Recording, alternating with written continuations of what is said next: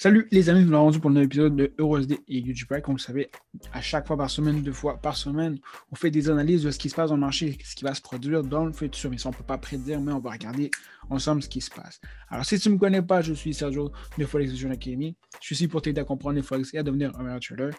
Mais bien sûr, avant d'aller plus loin, on va aller à l'intro. Damn.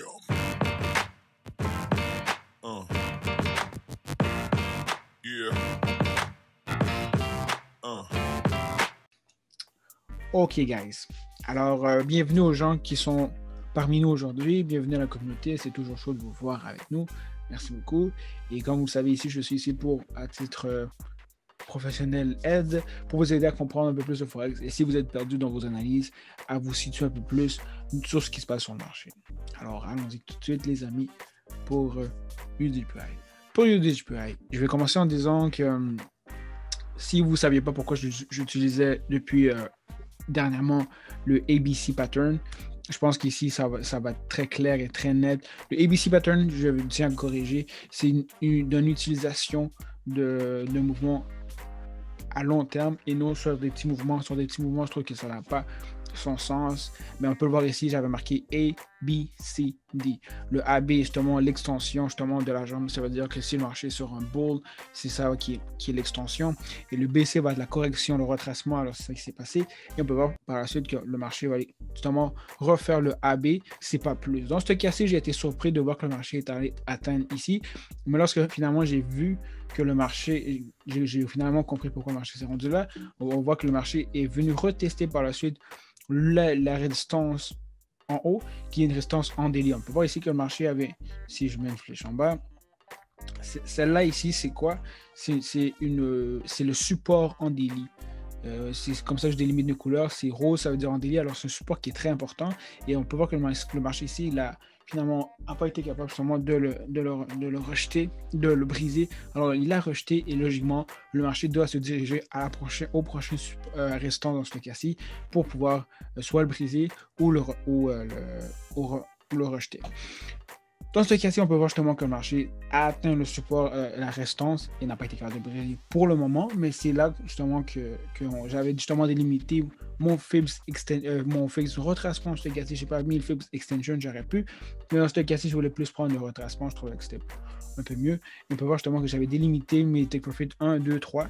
Je n'avais pas pensé que le marché allait atteindre le 4, que je n'ai pas marqué, mais j'ai été surpris pareil, mais c'est très logique quand on y pense. Le marché, finalement, on était ici en début de semaine, le marché justement a créé, si on va en 30 minutes, on aurait pu s'attendre que le marché descende, mais il y avait le momentum était toujours en bull. On était à peu près ici le mardi passé. Le marché était toujours en momentum bull. Il n'y a pas eu justement de brisure. Le marché a trouvé un petit support et le marché s'est dit, c'est quoi? On continue et c'est ce qui s'est passé. Une journée suivante, le marché a continué à monter et s'est dit, on va aller justement retester la résistance en daily et c'est ce qui s'est passé. Voilà pourquoi est-ce que le marché est arrivé directement ici à créer justement sa chambre. Ça, on va regarder plus proche, a vraiment touché. Vous voyez vraiment, c'est très très précis là. Le mouvement est très très précis. Le marché a touché vraiment la résistance ici. Et boum, le marché est en train de se replacer, voir est-ce qu'il va réellement descendre, monter. Mais c'est de là pourquoi placer les supports, placer vraiment les supports, les délimiter, que ce soit en daily, 4H, 30 minutes, whatever. C'est super important parce que c'est là que les supports et les résistances deviennent une clé. Vous n'allez pas les utiliser souvent, mais c'est un guide très, très important pour comprendre qu'est-ce qui se passe ou qu'est-ce qui va se passer dans le prochain moment. Maintenant, on pourrait se dire, OK, qu'est-ce qui va passer avec EuroSD, avec UGPI, je veux dire, mais on est sur beaucoup de chandelles en daily. Beaucoup de chandelles en daily. Il n'y a pas encore eu un retracement. On s'est entendu justement de voir un retracement. Ça fait déjà 2 semaines que le marché est dans un momentum bull. Et qui sait que le marché pourrait continuer encore 2 autres semaines pour atteindre justement la résistance la résistance en daily. Vraiment, là, on parle vraiment d'un long mouvement, mais peut-être que le marché va faire un petit retracement avant de monter. Mais en tout cas, c'est vraiment important, comme je vous dis, de bien délimiter vos choses et de là, justement, comment ça a été... ça a été très beau, je trouve, le mouvement était très beau. Et si vous avez réussi à prendre les take profit qui avaient été qui avaient été exposés le mardi passé, ben, tant mieux. Sinon, comme je dis toujours, il y a toujours une opportunité la semaine prochaine. Alors, ça fait un peu le tour de le topo de USDPY. Il y a eu, pour le moment, c'est à suivre. Mardi, on pourra vraiment s'éclaircir dans les choses, mais pour le moment, c'est quand même beau de voir que le marché a eu un excellent mouvement. Et de là où j'ai placé mes deux trendlines. Ils ne sont pas les plus belles, je m'excuse pour elles, mais l'important, c'est vraiment de comprendre où s'en va le mouvement. Et ouais, alors ça, c'est pour USDPY. EURUSD pour elle, guys. C'est de là que je disais que c'était super important de vraiment attendre les confirmations, de savoir si ça allait sortir ou pas. Je m'excuse s'il y a beaucoup de lignes. J'avoue qu'il y a trop de lignes ici pour elle. Des lignes des fois qui ne servent à rien. Mais EURUSD pour elle en soi,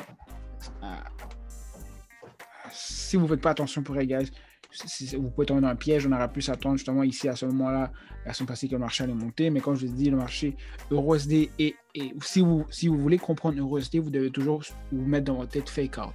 EURUSD est le meilleur, personnellement, je trouve, dans le marché des devises pour faire des fake out, qui veut dire qu'il va faire semblant de faire un mouvement pour après ça partir d'une autre direction. Et c'est ce qui s'est passé. Voilà pourquoi il est primordial de comprendre que vous devez toujours voir sur le monthly, sur le long terme. C'est tout ça pour ça que je dis souvent le long terme, le moyen terme et le court terme. C'est la raison pourquoi je le dis de plus en plus, si ce n'est pas maintenant que je le dis tout le temps. Très important de comprendre ça parce que c'est là qui va avoir un grand impact. Excusez-moi. Dans les 2 derniers mois, le marché a montré vraiment que dans ce cas-ci, on aurait pu croire que le marché allait justement aller vers le haut parce qu'il n'y avait aucune indication qu'il allait descendre. Et finalement, on peut voir finalement que le mois de mars, ils sont très vraiment enfin de compléter le mouvement qui devait être complété pour nous prouver justement que le marché a finalement rejeté justement le top du trendline et finalement maintenant se dirige vers le haut. Alors si maintenant on décortique un peu les choses pour voir un peu comment se passent les choses, je vais peut-être aller sur le daily à la place, mais on peut déjà voir que le weekly finalement a vraiment bien montré les choses. Et comme j'en avais parlé la dernière fois, voir une week comme ça aussi longue donne une très très grande indication justement que la prochaine semaine va avoir justement une grosse pulsion du côté des sellers et c'est réellement ce qui s'est passé. Alors tant mieux. Et regardons ici ce qui s'est passé. Si j'aime toujours dessiner. Hey, j'aime toujours dessiner pour vous aider à donner un peu plus l'allure parce que je sais que des fois vous ne le voyez pas et c'est bien correct. Vous voyez ici, le marché est arrivé ici, le marché est arrivé ici et boum. Le marché est juste leur fin. Ici. Et voilà. Là, si on regarde un peu les choses, qu'est-ce qui s'est passé? Le marché était justement en montée, le marché s'est stabilisé, le marché a eu un changement de direction, s'est fait, et il s'est restabilisé, il n'a pas changé, il n'a pas réussi à briser justement la résistance et boum, le marché est tombé. Alors, c'est vraiment important justement moi c'est pour ça que j'aime faire des dessins, de bien délimiter les choses, et sur les délais, on peut voir vraiment le mouvement en soi qui se complète, et ouais. Parfait, ok.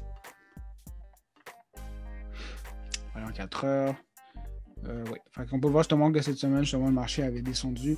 Avec justement, comme j'avais parlé ici, j'en avais justement parlé le mardi passé, que j'avais peur que le mouvement fasse l'effet ping-pong durant plusieurs semaines. Mais cette fois-ci, justement, le marché ne l'a pas fait. C'est arrivé souvent que le marché touche la restance, touche le support, touche la restance, touche le support. J'avais aussi délimité 4 take profit 1, 2, 3 et 4.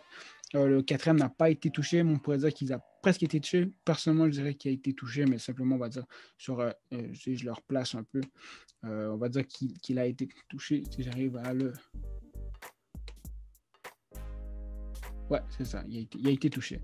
J'ai juste pas placé exactement à la week, mais on peut voir justement que le take profit 1, 2, 3 et 4 a été touché, alors tant mieux.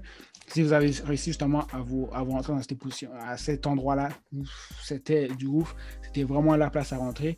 Voilà pourquoi est-ce que j'aime beaucoup le Fibs Extension, parce que ça vous permet justement de pouvoir vous mettre vos take profit sur le long terme et ne pas simplement attendre sur des petits mouvements. Aussi, l'avantage de Fibs Extension, c'est que ça vous permet de savoir jusqu'à où le mouvement va aller et pas simplement vous dire je pense qu'il va aller là. C'est une bonne indication justement à suivre pour savoir jusqu'à où vous pouvez justement placer votre take profit. Si le 1 est passé, parfait. Si le 2 est passé, parfait. Vous mettez un break-even, vous suivez le mouvement. Si le 3 est passé, tant mieux. Et si vous arrivez au 4, parfait. Mais ça, à un moment donné, il faut fermer votre position. Si vous avez fait le gain et tout est beau. Et dans le pire des cas, vous avez simplement à suivre le mouvement. C'est ça, à suivre le mouvement, mais ce qui va suivre, ça va être votre stop loss qui va simplement s'ajuster à chaque fois. Exemple, s'il était ici, il est rendu là, il est rendu là, il est rendu là. Si vous voyez que le marché, il touche le take profit 4, alors dans ce cas-là, vous le fermez et vous prenez justement part de vos profits et vous êtes content.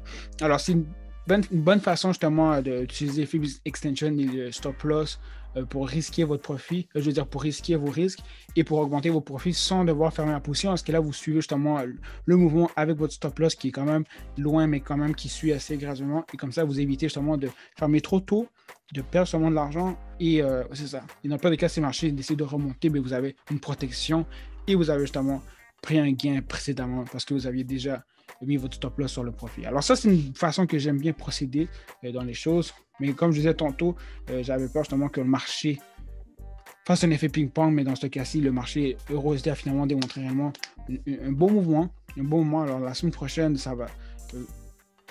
On savait déjà, ça va sûrement continuer vers le bas, mais on sait au moins maintenant, si on regarde en daily, que le marché est réellement parti pour son ascension qui est vers le bas. Et qui sait qui pourrait justement atteindre celui-là, celui-là et celui-là.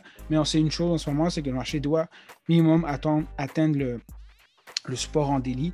Bien sûr, il y aura peut-être une rejection et une remontée, mais on sait que le marché a rejeté le support, la résistance en daily, et maintenant le marché doit se diriger vers le support en daily. Alors, on a encore du jeu avant d'arriver là. Alors, c'est intéressant. Je suis enfin content. Je ne sais pas pour vous, gars, je suis enfin content que le marché enfin c'est ouvert, c'est enfin fait son vrai mouvement, parce que depuis plusieurs semaines qu'on est dans ce genre de consolidation, correction, mouvement, adaptation, et finalement cette semaine on a réellement eu la clarification justement du bull, du bear qu'on savait tous, parce qu'on était sur le long terme, le bear n'avait jamais changé, avait toujours été constant, il n'y avait jamais une confirmation que le marché avait changé. Alors c'est le fun de voir finalement que le mouvement sur le long terme, moyen terme et court terme a repris son courant, et maintenant c'est beaucoup plus facile à suivre que lorsque le moyen terme est bull, mais le court terme est bear et le long terme est bear. Alors c'est facile de se perdre. Alors finalement, je suis content de voir que les choses se sont placées dans le bon ordre. Alors ça fait le topo de tout d'aujourd'hui. J'espère que vous avez apprécié votre semaine pour le Forex. J'espère que vous avez apprécié la vidéo d'aujourd'hui. Et guys, moi je vous dis un bon week-end. On se voit une prochaine. Ayez du fun, reposez-vous. Et on se revoit mardi. Au revoir.